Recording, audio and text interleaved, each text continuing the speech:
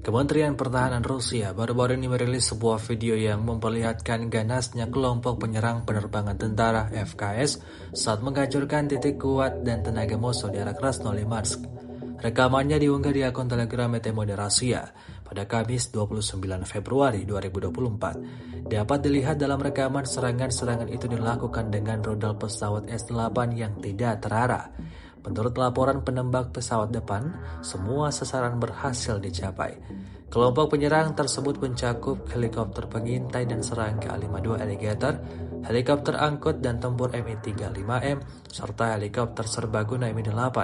Selain itu, rombongan juga didampingi oleh tenaga ahli dari kelompok SAR dan kelompok pendukung kebakaran.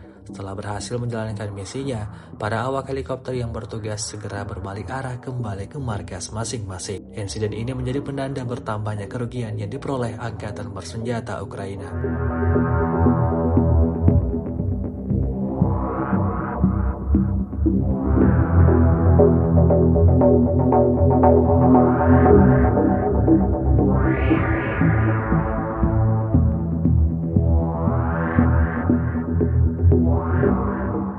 Download Tribun X sekarang, menghadirkan lokal menjadi Indonesia.